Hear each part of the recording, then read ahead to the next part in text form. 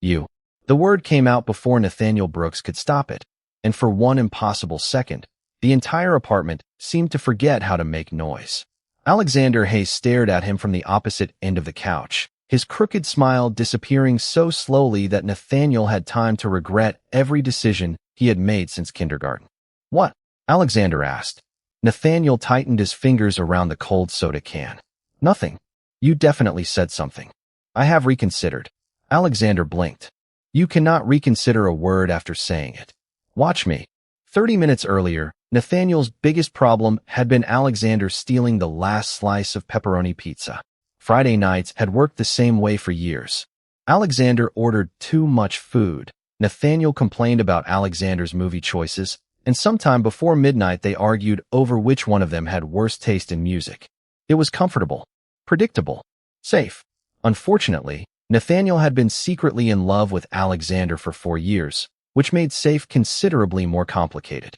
Alexander was 26, straight, annoyingly handsome, and completely unaware that ordinary things like leaning his shoulder against Nathaniel's or stealing his drink could turn Nathaniel's brain into an unreliable employee. Nathaniel was 25 and had developed a sophisticated emotional survival strategy consisting mostly of sarcasm and pretending everything was fine. You have been weird lately, Alexander had said earlier, stretching across the couch until his socked foot bumped Nathaniel's leg. That is offensive. I have been weird consistently for years. Different weird. Please provide documentation. Alexander had laughed and stolen Nathaniel's soda. Nathaniel watched him take a sip and reminded himself, for approximately the 1,000th time, that sharing a drink did not constitute a romantic event. You have not dated anyone in months, Alexander said. Are you keeping records? I am your best friend. I notice things. That sentence had landed somewhere inconvenient. Nathaniel reached for the remote. Alexander moved it out of reach. There is someone. There is a movie playing. You are avoiding the question. You have not technically asked one. Alexander narrowed his blue eyes with the expression he used whenever he believed he had solved something. Fine. Is it someone from work? No. The guy from your gym? No. That barista who always draws little hearts on your coffee cup? Nathaniel groaned. She draws hearts on everyone's cup. So you noticed. Alexander. Alexander laughed, then leaned closer, his knee touching Nathaniel's. Come on. I am serious. Who is it? Nathaniel looked at him. 8 years of friendship sat between them. College apartments, road trips, birthdays, terrible jobs, family problems, breakups, Sunday breakfasts, late-night phone calls, and hundreds of ordinary moments Nathaniel valued too much to risk. He should have lied. He had lied before. Not directly. Maybe, but silence was a kind of lie when maintained long enough. Alexander nudged his knee again. Who is he? Nathaniel's heartbeat stumbled. Alexander smiled, completely relaxed. Tell me. Nothing changes between us. That should have reassured him. Instead, something inside Nathaniel finally got tired. Tired of editing every look, every pause, every moment that meant more to him than it did to Alexander. So Nathaniel looked directly into the face of his best friend and made the most reckless decision of his adult life. You. Now, back in the silence that followed, Alexander was no longer smiling. Nathaniel wished he could disappear into the couch. Alexander slowly set the pizza slice in his hand onto the plate. His eyes searched Nathaniel's face, waiting for the joke. Nathaniel gave him none. Nathaniel, Alexander said quietly. You mean me? Alexander stared at Nathaniel long enough for the forgotten movie to change scenes behind them. Nathaniel could hear the television, the refrigerator humming in the kitchen, and the faint traffic 6 floors below. Apparently, humiliation came with excellent hearing. Yes, Nathaniel finally said. Alexander blinked. Yes, what? Nathaniel gave him a tired look. You asked if I meant you. Yes, I meant you. Alexander leaned back against the couch as though distance might help him process the information. I thought you were joking. I noticed. You joke about everything. Usually because everything is less terrifying when I do. That silenced Alexander again. Nathaniel placed his soda on the coffee table before nervous fingers turned it into modern art. Look, you asked. I answered. We can forget this happened. How exactly would I do that? I do not know. Develop a highly selective memory. Alexander rubbed both hands over his face. Nathaniel. There is also denial. I have years of experience. I can recommend it. Stop. The word was gentle, but it landed. Nathaniel stopped smiling. Alexander lowered his hands. I'm not trying to make you feel bad. You are not. Then why do you look like you are waiting for me to ask you to leave? Nathaniel glanced toward his jacket on the armchair. Alexander followed his eyes and understood immediately. You were going to leave. It seemed efficient. You always leave when things get uncomfortable. That is unfair. Alexander raised an eyebrow. Nathaniel sighed. Fine. It is moderately fair. Alexander shifted forward, elbows resting on his knees. I promised nothing would change. Nathaniel let out a quiet laugh. Alexander, you made that promise before you knew the answer. I meant it. You cannot guarantee that. Alexander looked frustrated, mostly with himself. I do not want 8 years of friendship to disappear because you told me the truth. Nathaniel's chest tightened. That was exactly why he had stayed silent. Neither do I. Then sit down. Nathaniel realized he had already moved halfway toward his jacket.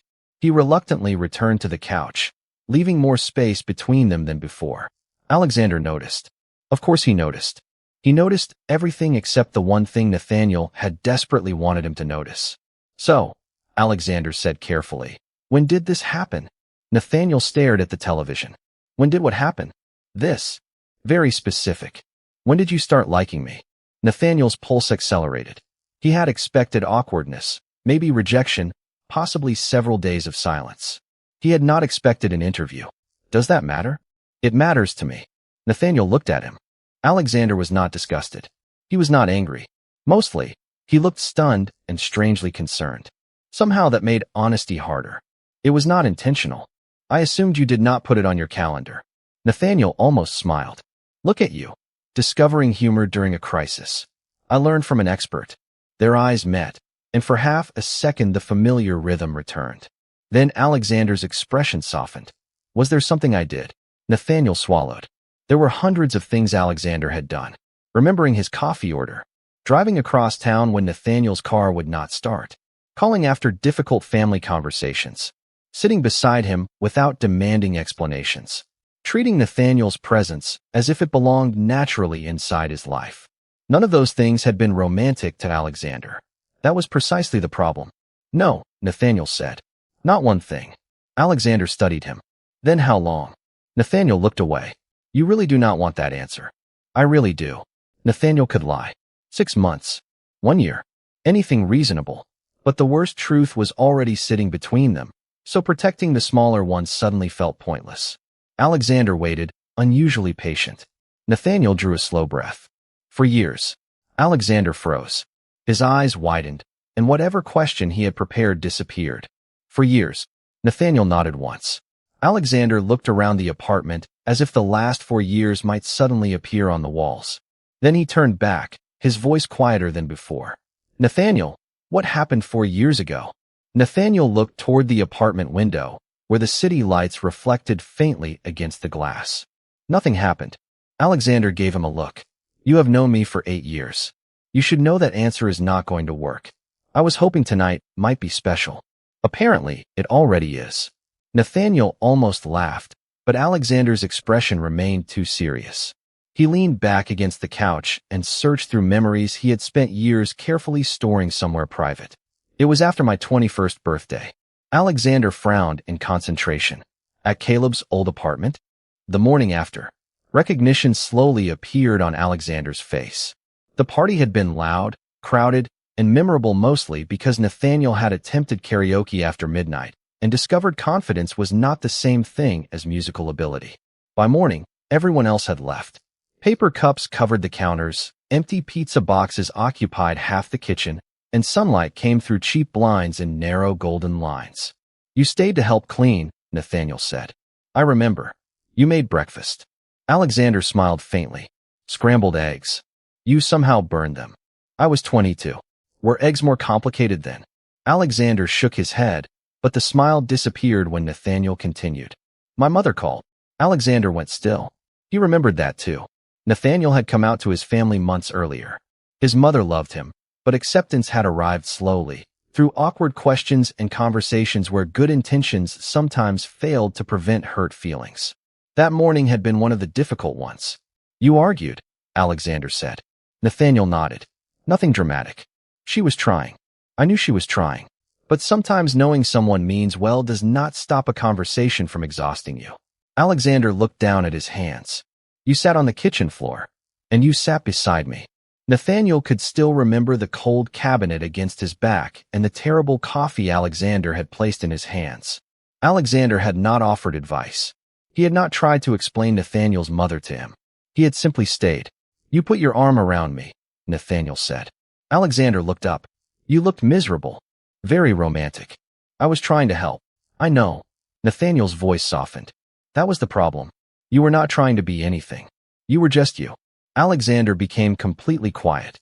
Eventually you fell asleep against my shoulder, Nathaniel continued. For almost 40 minutes. Alexander blinked. Why did you let me sleep there? Nathaniel stared at him. Because I had just realized I was falling in love with my straight best friend. Rational decision-making was temporarily unavailable. Alexander looked as though someone had rearranged an old memory while he was watching. Then another memory surfaced. Denver. Nathaniel groaned. We do not need to review the entire historical archive. You refuse to share the hotel bed. I enjoy personal space. You slept on a pull-out couch that sounded like a shopping cart rolling downstairs. It built character. Alexander ignored him. Madison's housewarming party. You left early. Nathaniel's smile vanished. Alexander. You said you had a headache. I did. You told Caleb it was your stomach. Nathaniel sighed. Apparently several organs were collaborating. Alexander did not laugh. You left because Madison had moved in with me. Nathaniel looked at the floor. Yes. Alexander's face changed immediately. Guilt. Nathaniel recognized it and hated it. Do not do that. Do what? Do not turn this into a list of things you should have done differently. You were living your life. You dated women because you wanted to. You moved in with Madison because you loved her. None of that was wrong. Alexander's voice became quieter. But it hurt you. Nathaniel swallowed. Sometimes. Alexander stared at him. Did I hurt you? There was no joke available now, and Nathaniel was strangely grateful for that. He met Alexander's eyes. Not on purpose. Alexander looked away, absorbing the answer. Nathaniel stood and reached for his jacket. I think that is enough honesty for one night. Alexander did not stop him this time. At the door, Nathaniel glanced back. Alexander was still sitting on the couch, surrounded by 8 years of memories that suddenly meant something different. I really did not know, Alexander said. Nathaniel gave him a small smile. I know. That was the whole point. By Saturday evening, Nathaniel had discovered that there was one thing more exhausting than hiding a 4-year crush from his best friend. Attending a group outing less than 24 hours after confessing it. Caleb had arranged drinks at a neighborhood bar downtown, and canceling would have invited questions Nathaniel was not prepared to answer. So at 7:30, he stood beside a high-top table with Caleb and several friends, holding a ginger ale, and pretending he had not checked the entrance 6 times.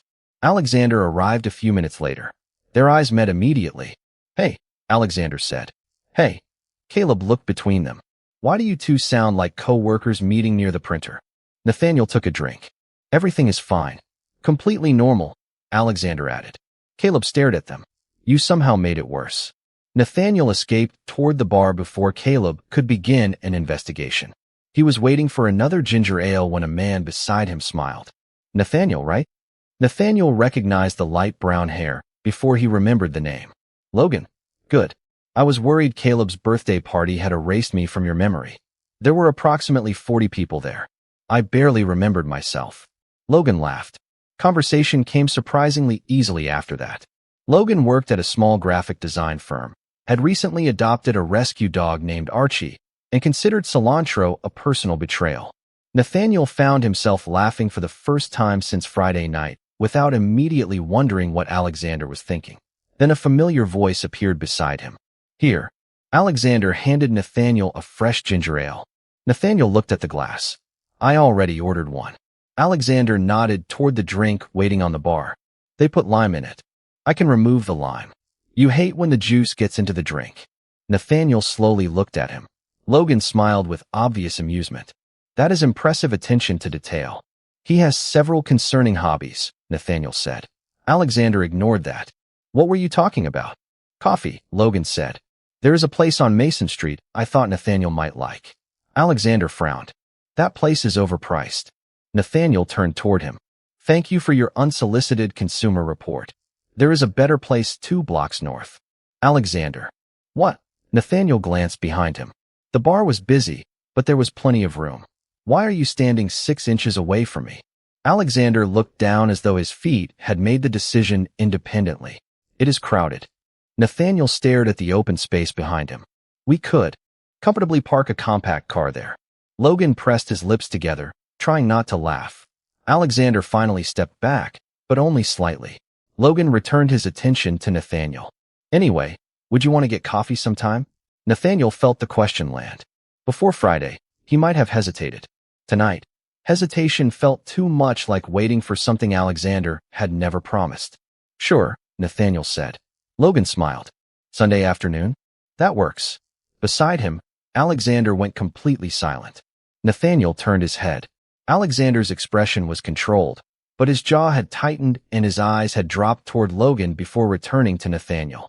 It was subtle, almost nothing. Unfortunately, Nathaniel had spent 8 years learning Alexander's almost nothings. Logan excused himself to rejoin Caleb. The moment he was gone, Nathaniel faced Alexander. Outside, Alexander blinked. What? You heard me. A minute later, cool night air replaced the noise of the bar. Warm light from the sign above them spilled across the sidewalk. Nathaniel folded his arms. What was that? What was what? You replaced my drink, reviewed Logan's coffee choices, interrupted our conversation, and stood close enough to qualify as luggage.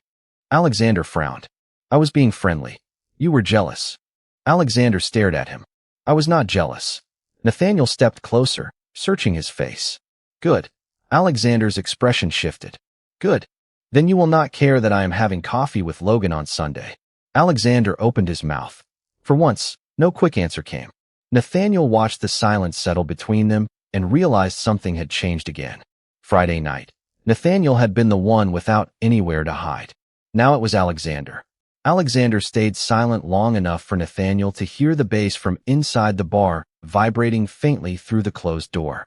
A car passed behind them, headlights sweeping across the sidewalk, and Alexander looked toward the street as if the traffic might provide an answer. I am not jealous, he finally said. Nathaniel nodded. Great. Then we have solved the mystery. Alexander frowned. You do not believe me. I believe you would really like that sentence to be true. I am looking out for you. From what? Nathaniel asked. Coffee. From some guy you barely know. Nathaniel gave a short laugh. That is generally how meeting someone works. You start by barely knowing him. Then you have coffee. And if nobody reveals an alarming collection of antique dolls, maybe you meet again. Alexander almost smiled, but it disappeared when Nathaniel continued. Logan seems nice. You talked to him for 15 minutes. And somehow you formed a negative opinion in 12. I did not form a negative opinion. You reviewed his coffee shop like you were protecting national infrastructure. Alexander rubbed the back of his neck. Maybe I am just adjusting. The humor left Nathaniel's face. Adjusting to what? Alexander looked at him. Knowing.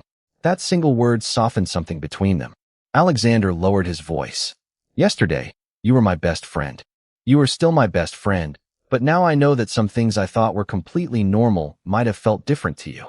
Nathaniel swallowed. Sometimes they did. When I put my arm around you. Sometimes. When I called you late at night. Alexander, you called me because we were friends. I know. Alexander looked frustrated. That is what I am trying to understand. I never thought about any of it because you were just Nathaniel. Nathaniel's chest tightened. Just Nathaniel? Alexander immediately shook his head. That came out wrong. Spectacularly. I mean, you were the person I never had to think about. You were always there. Nathaniel looked away toward the passing cars. And that is exactly why I need you to hear me now. Alexander waited. Nathaniel drew a slow breath. I did not confess because I wanted you to change. I am not asking you to suddenly become someone you have never believed yourself to be. But you cannot keep me emotionally reserved while you decide what I am to you. Alexander went still. Nathaniel continued. You cannot tell me nothing can happen between us, and then make every guy who talks to me feel like he needs to pass an interview. I did not mean to do that. I know. I do. Not want to hurt you. Then let me move forward. Saying it hurt more than Nathaniel expected. Alexander's eyes shifted toward the bar window. Logan was visible inside, laughing with Caleb near their table. You really want to go out with him? Alexander asked. I want the chance to find out. Alexander looked back at Nathaniel. And if you like him? There it was. Not anger. Not judgment. Something quieter and much harder to dismiss. Then maybe I see him again. Alexander nodded slowly. Okay. Nathaniel studied him. Okay. Yes. Alexander took a breath. Go have coffee with Logan. His words sounded calm. His face looked like it had filed an official objection. Nathaniel's phone buzzed in his pocket. He checked the screen. Logan had sent a message asking whether 2 o'clock Sunday worked. Nathaniel typed back that it did. When he looked up, Alexander was watching him. Sunday? Alexander asked. Nathaniel raised an eyebrow. You are doing excellent work at not caring. Alexander gave a small, defeated smile. I am trying. Nathaniel slipped his phone away. That is all I can ask. Neither man moved toward the door. 8 years of friendship had made silence between them comfortable, but this silence carried questions neither knew how to answer. Finally, Alexander spoke. Are we okay? Nathaniel looked at him for a long moment. We will be. Then he reached for the door, stopped, and glanced back. But Alexander, figure out whether you are afraid of losing your best friend or afraid of watching someone else become important to him. Alexander's expression changed. Nathaniel went back inside before hope could make him stay. Alexander remained beneath the warm bar light, staring through the window at Nathaniel returning to Logan, and for the first time he understood that those two fears might not be the same thing. Sunday morning arrived with clear skies, quiet streets, and absolutely no explanation for why Alexander was standing in his kitchen making 2 cups of coffee. He poured a little cream into the second mug, set it beside his own, and only then stopped. Alexander stared at both cups. Excellent, he muttered. Completely normal behavior. Nathaniel was not coming over. Nathaniel was meeting Logan at 2 o'clock. For years, Sundays had followed a routine Alexander had never considered important enough to name. Nathaniel usually showed up around 10 with breakfast sandwiches from the deli 3 blocks away, complained about whatever Alexander had chosen to watch, stole the comfortable corner of the couch, and somehow remained until late afternoon.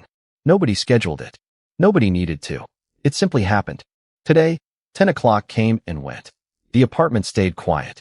Alexander carried his coffee into the living room and immediately noticed 2 game controllers sitting beside each other on the coffee table. Nathaniel's gray hoodie was still hanging over the armchair from the previous weekend. Alexander picked it up, intending to fold it, then stood there holding it while wondering why an ordinary piece of clothing suddenly felt like evidence. His phone was already in his hand before he consciously decided to check it. No message from Nathaniel.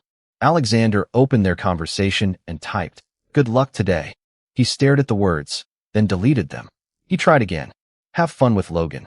Deleted. "Do not let him take you somewhere with terrible coffee." Alexander closed his eyes and deleted that too.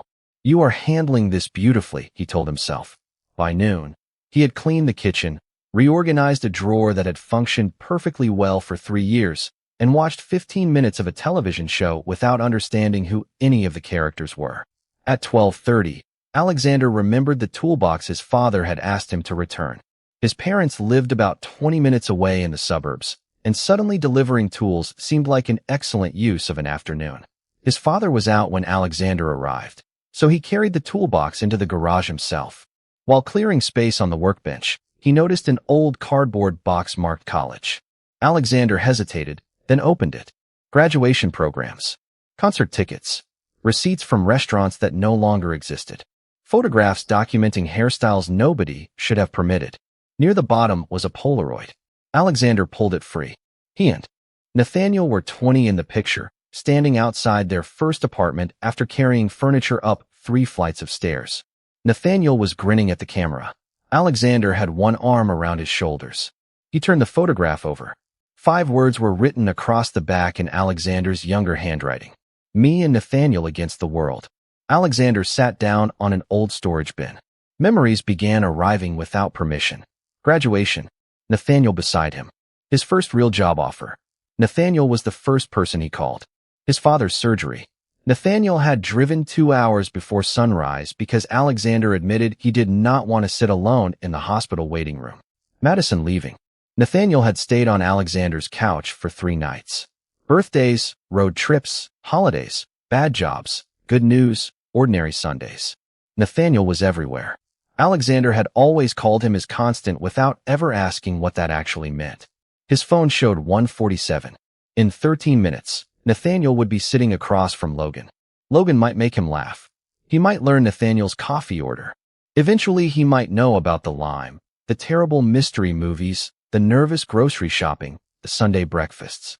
Maybe someone else would become the person Nathaniel called first. Alexander felt the immediate urge to stop that from happening, and just as quickly remembered Nathaniel's warning. Jealousy was not an answer. Fear was not an answer. Missing a routine was not love. Nathaniel deserved something more certain than Alexander panicking, because his place in Nathaniel's life might change. Alexander looked at the photograph again. For 2 days, he had been wondering how he could have missed Nathaniel's feelings for 4 years. Sitting alone in the quiet garage, he finally asked the question he had been avoiding. What if Nathaniel's feelings were not the only ones he had failed to recognize? Alexander left his parents' house with the Polaroid inside his jacket pocket and no clear idea where he was going. 20 minutes later, he found himself parked across the street from Nathaniel's apartment building. He turned off the engine, but did not get out. For nearly 10 minutes, Alexander sat behind the steering wheel, watching people enter and leave the building. He rehearsed explanations, apologies, and questions, but every sentence sounded inadequate. Nathaniel had spent 4 years understanding his feelings. Alexander had spent less than 48 hours questioning everything he thought he knew about himself. Showing up now felt selfish. He reached for the ignition. Maybe Nathaniel needed space. Maybe Alexander should go home, think carefully, and return only when he had something more certain to offer. His phone vibrated in the cup holder. A notification from Caleb appeared on the screen. Caleb had posted several pictures from the bar the night before. Alexander nearly ignored them, but one familiar face caught his attention. Nathaniel stood beside Logan near the end of the bar. Logan was saying something Alexander could not hear, and Nathaniel was laughing. It was not Nathaniel's polite laugh. It was not the restrained smile he used when someone told a joke that was only moderately funny. It was the real one. His eyes were nearly closed. His shoulders were relaxed. For that frozen second, Nathaniel looked completely happy. Alexander stared at the photograph. Logan was not touching him. They were not standing unusually close. There was nothing romantic enough for Alexander to criticize or explain away. That somehow made it worse. Nathaniel was beginning to build moments that did not include him. Alexander imagined more photographs appearing over the next few months. Nathaniel and Logan at dinner. Nathaniel meeting Logan's friends. Nathaniel holding a coffee made exactly the way he liked it. Nathaniel slowly learning to call someone else first. The thought settled heavily inside Alexander's chest. He had spent the entire weekend asking whether he was afraid of losing his best friend. But sitting alone in the darkening car, he finally understood that the fear went deeper than losing Friday nights or Sunday breakfasts. He was afraid Nathaniel would give someone else the life Alexander had unknowingly imagined sharing with him. Alexander looked toward the apartment windows. If I drive away now, he whispered, someone else might become the person beside him. The words sounded selfish, so he forced himself to confront the rest of the truth. Nathaniel deserved certainty. He deserved honesty. He deserved someone willing to risk rejection instead of hiding behind confusion.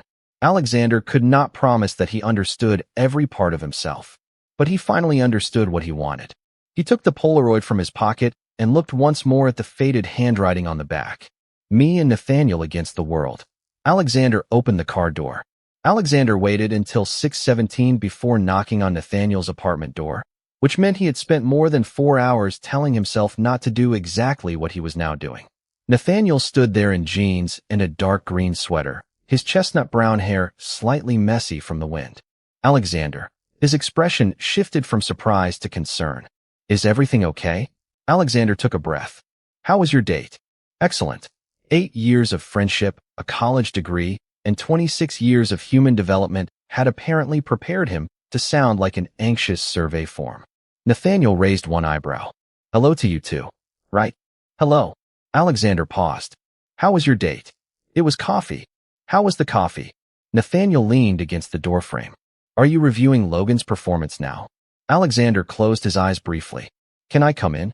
Nathaniel hesitated for half a second before stepping aside. That tiny pause hurt more than Alexander expected.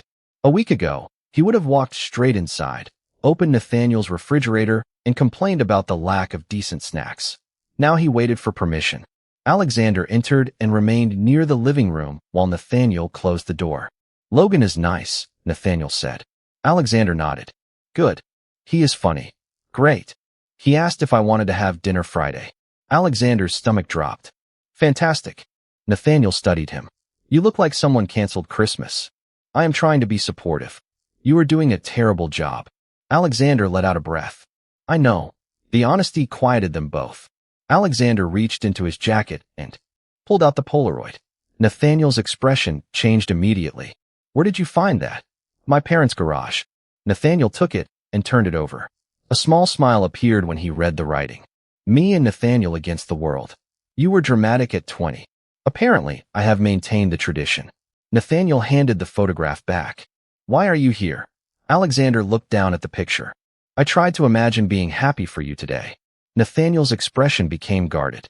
"And I wanted to be." Alexander swallowed. "I wanted Logan to be great.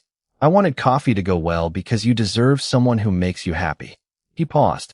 "Then I imagined him becoming that person." Nathaniel folded his arms. Alexander continued. "I imagined him learning your coffee order. I imagined him coming over on Sundays.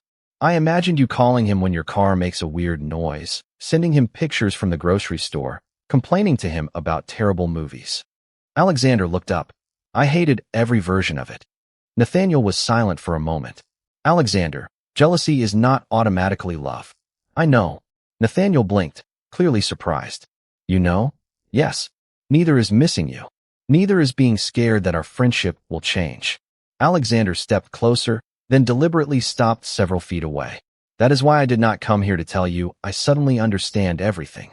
Nathaniel's shoulders relaxed slightly. "What do you understand?" Alexander looked at him. "You are the first person I call when something good happens. You are the person I want beside me when things go wrong. Every important memory I found today had you somewhere inside it." Nathaniel looked down. "That can still be friendship."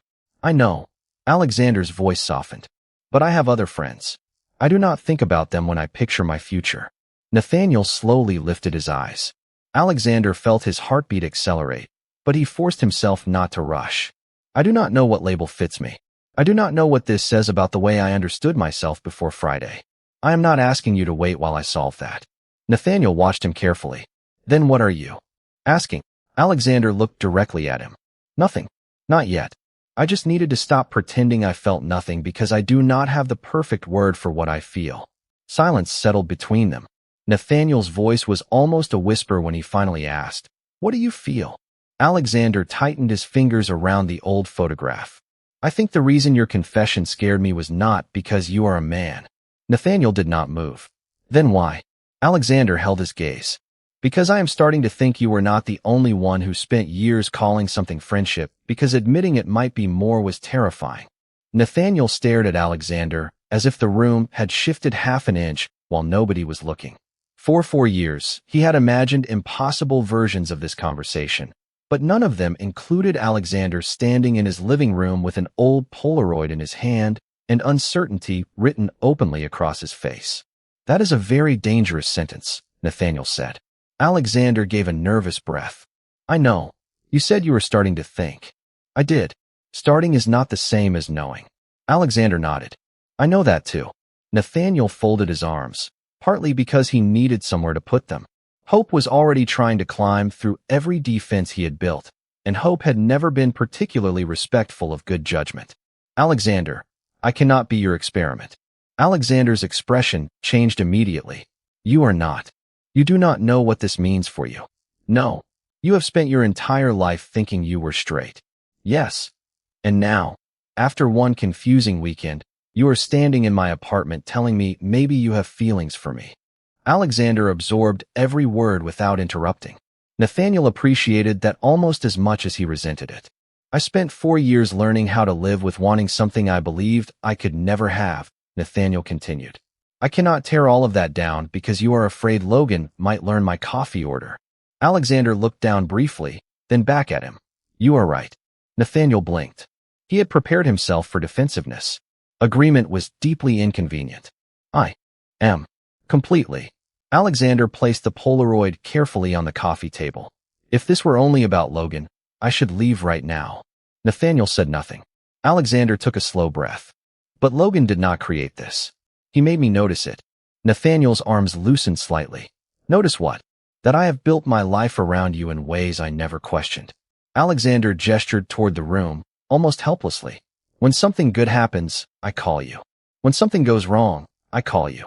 When I imagine moving somewhere someday, I automatically wonder whether you would like the neighborhood. I know how you take your coffee, which movies you pretend not to cry during, and exactly how quiet you get when something is bothering you. Nathaniel swallowed. Best friends know things about each other. Yes. Alexander stepped closer, then stopped, leaving the choice of distance to Nathaniel. But when you told me you loved me, I did not feel uncomfortable because you loved me. I felt terrified because suddenly I had to ask why the idea of you loving someone else felt worse. Nathaniel's heartbeat stumbled. Fear is still not certainty. Then ask me something I am certain about. Nathaniel studied him.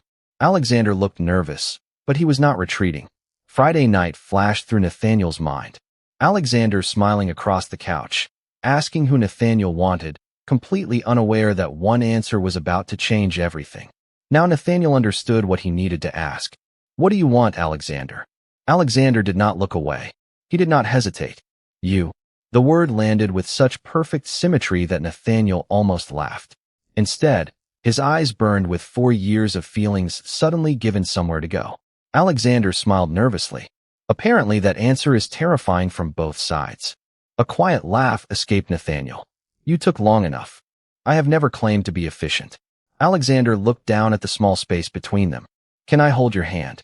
Nathaniel's chest tightened. They had touched thousands of times without thinking about it. This time Alexander was thinking about every inch. Nathaniel slowly offered his hand. Alexander's fingers closed around it, warm and careful. Neither spoke for several seconds. Nathaniel looked at their joined hands, then back at Alexander. Alexander's voice softened. Can I kiss you? Nathaniel let the question hang for exactly 3 seconds. Alexander raised an eyebrow. Are you timing this? You made me wait 4 years. Consider this interest. Alexander laughed, and Nathaniel finally stepped closer. Their foreheads touched first, both of them smiling from nerves. Then Nathaniel closed the remaining distance. The kiss was gentle, brief, and almost impossibly ordinary for something Nathaniel had once believed could never happen. When they separated, Alexander stayed close, but did not pull him nearer. Okay, Alexander whispered. Nathaniel raised an eyebrow. Okay. Alexander smiled. I still have questions about myself.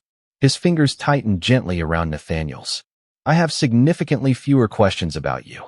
Monday morning arrived with sunlight slipping through Nathaniel's blinds and one extremely inconvenient realization. Alexander was still there. They had stayed awake until nearly 2 in the morning talking on the couch, not about labels or dramatic promises, but about smaller things that somehow felt more important. What changed now? What stayed the same? What happened if Alexander became uncertain again? At some point, Nathaniel had fallen asleep against Alexander's shoulder, and Alexander had apparently decided that waking him was unacceptable. Nathaniel opened his eyes to find Alexander asleep beside him, head tilted against the back of the couch.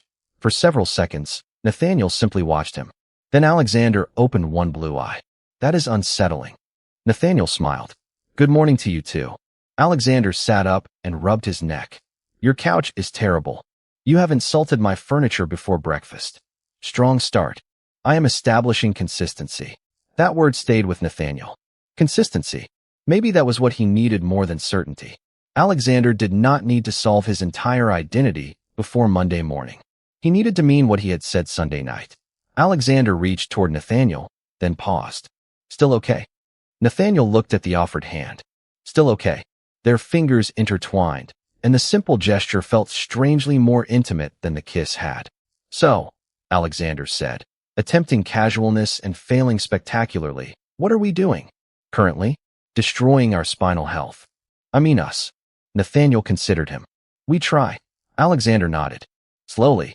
Very slowly. Painfully slowly. You survived 8 years. I believe in you. Alexander laughed. Later that morning, Nathaniel messaged Logan. He explained that something unexpected had changed, and that accepting dinner Friday would not be fair. Logan replied graciously and included one final observation that Alexander's aggressive opinions about coffee shops suddenly made much more sense. Nathaniel laughed at his phone. "That is about me," Alexander said from the kitchen. "You have no evidence." Their first actual date happened Wednesday evening. Alexander chose the same pizza place they had ordered from for years. "This is your romantic plan?" Nathaniel asked as they slid into a booth. "We have never eaten here as two people intentionally exploring romantic possibilities." Nathaniel stared at him. "You practiced that sentence." "In the car." "I can tell." It was awkward for approximately 11 minutes. Then Alexander stole one of Nathaniel's fries, Nathaniel complained, and suddenly they were themselves again. Only now Alexander occasionally reached across the table and touched Nathaniel's hand without pretending it was accidental. By Saturday, they were back downtown with Caleb and their friends. Halfway through dinner, Alexander looked at Nathaniel beneath the table, silently asking a question. Nathaniel understood. He turned his hand palm up. Alexander threaded their fingers together. Caleb noticed almost immediately. His sentence stopped halfway through. "Hold on." Nathaniel closed his eyes. "Here we go." Caleb pointed between them. "Is something happening?" Alexander looked at Nathaniel before answering. Nathaniel gave him a small nod.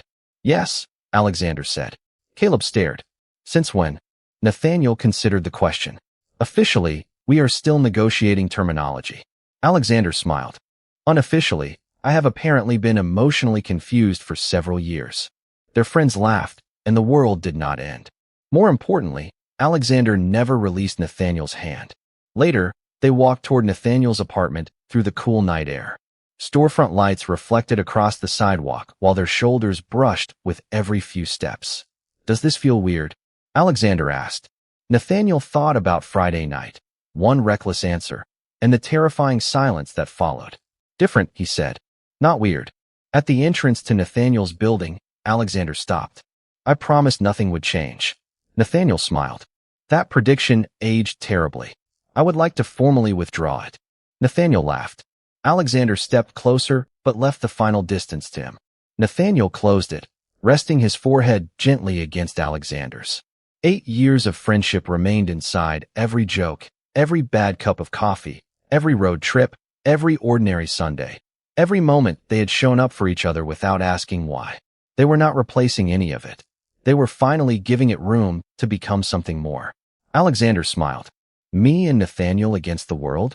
Nathaniel shook his head, laughing softly. "Still dramatic. Still true." Nathaniel squeezed his hand. Then they walked inside together, carrying the same friendship they had always known into something neither of them had expected and neither of them let go.